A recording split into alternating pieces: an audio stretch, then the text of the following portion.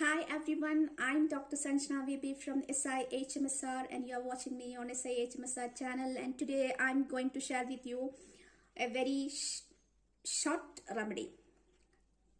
Cornus cercinata. Cornus cercinata is a liver remedy, all of you know that, and the indication of Cornus cercinata is chiefly a liver derangement in the background.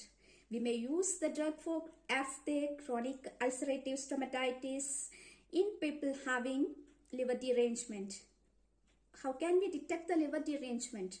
By clinical examination, there might be some hepatomegaly and all, but before that, we can see the fatty degenerations and through imaging studies, and we can see the liver enzymes elevated through lab testing.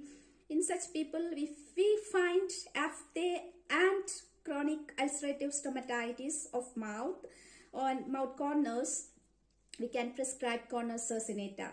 Cornus cercinata is indicated for hepatitis, chronic hepatitis with nausea, diarrhea and dull headache. The headache is marked and it is located mostly on the temples, left temple, although it is spread all over the forehead. It is marked on the left temple and it is relieved by drinking coffee.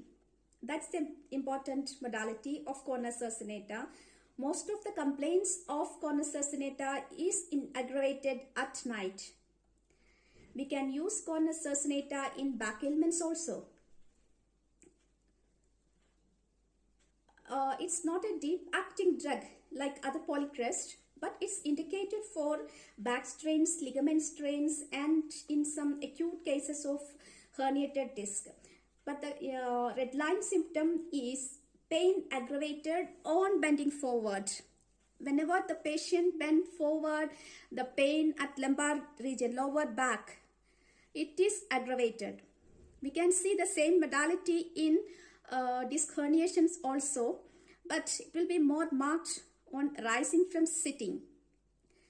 When patient is well on standing posture in herniated disc, but in this condition the pain is aggravated more on bending forward like this, and it indicates that it is marked, its marked action is on lumbar muscles, ligaments, etc.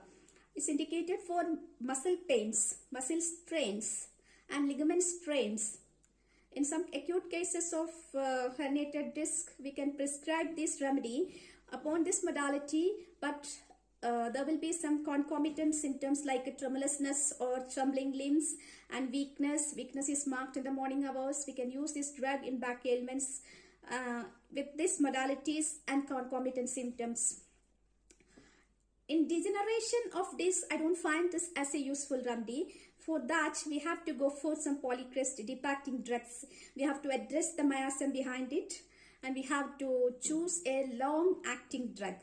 But for muscle strains, as we use Restox, we can use this Cornus cercinata if there is the characteristic modality, pain on bending forward. Okay, and the skin indications of Cornus cercinata is, Cornus cercinata is useful in herpes of eyelids. Most probably it would be herpes simplex 1, type 1. We know that type 2 is useful, the type 2 is indicated in clematis. Type 2 is sexually transmitted, and we can use clematis for herpes infections of genitals. Here the herpes infection of eyelids occur, and it may lead to ulcerative keratitis, and it may cause conjunctivitis also. And herpes, not only herpes, it's indicated remedy for many other skin complaints like urticaria, miliary eruptions, etc. And another indication of Cornus cercinata is ulcerative colitis of rectum. There will be dysentery, bloody stools, and it is indicated for GIT related ailments like diarrhea, dysentery, etc. with cold extremities. That is a concomitant symptom which is very marked in Cornus cercinata, and we can use the drug for urinary complaints also with high colored scanty urine. The cough of Cercinata, Cornus cercinata, is dry cough aggravated at night and with scanty expectoration, dry spasmodic cough with chest pain and palpitations. Okay, that's all.